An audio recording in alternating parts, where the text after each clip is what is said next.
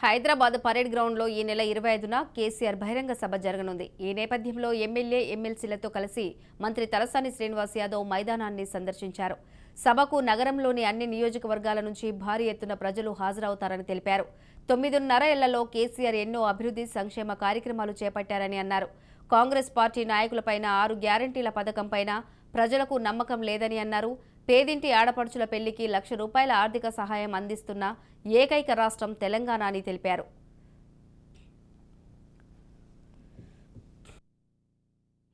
ఈ ప్రభుత్వం చాలా బ్రహ్మాండంగా పనిచేసిందని నమ్మే వాళ్ళను కూడా రమ్మంటున్నాం.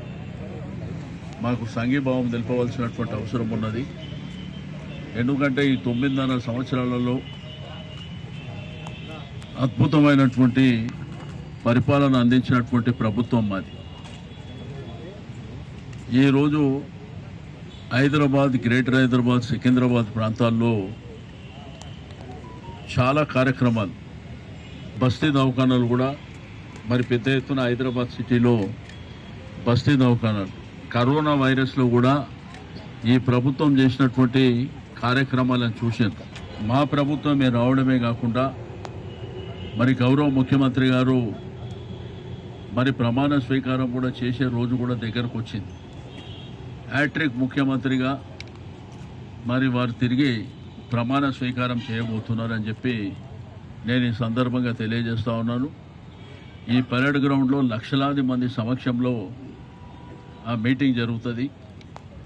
ఆ మీటింగ్కు కావాల్సినటువంటి ఏర్పాట్లు, రెండోది పార్కింగ్ కూడా దగ్గర 24 ప్లేసెస్లో పార్కింగ్ ఐడెంటిఫై చేసినాం.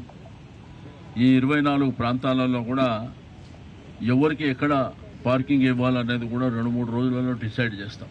ఎన్ని కళ్ళబొల్లి మాటలు ఎవరు చెప్పినా కానీ తిరిగి అధికారంలో వచ్చేది మేమే.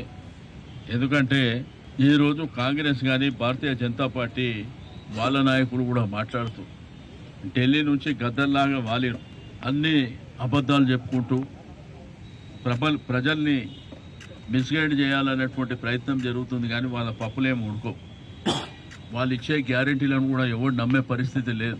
గౌరవ ముఖ్యమంత్రి గారు చేసినవే కాకుండా ఏదైతే మేనిఫెస్టో అనౌన్స్ చేసిండో ₹400కే గ్యాస్ సిలిండర్ ఇవ్వబోతున్నాం.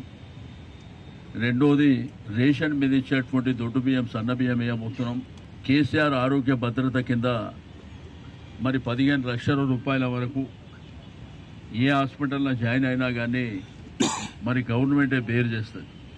ఇదే కాకుండా సౌభాగ్యలక్ష్మి పెన్షన్లు కూడా మరి ఉన్న పెన్షన్ని 2016ని 3016 చేసి దాన్ని 516 వరకు తీసుకెళ్లేటువంటి ప్రభుత్వం. 5016 ప్రతి సంవత్సరం 500 పెంచుకుంటూ ఆ కార్యక్రమాన్ని తీసుకుంటున్నాం.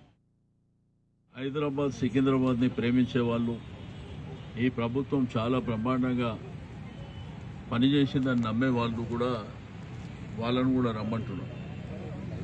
మాకు సంఘీభావం తెలుపవలసినటువంటి అవసరం ఉన్నది. ఎందుకంటే ఈ 9.5 సంవత్సరాలలో అద్భుతమైనటువంటి పరిపాలన అందించినటువంటి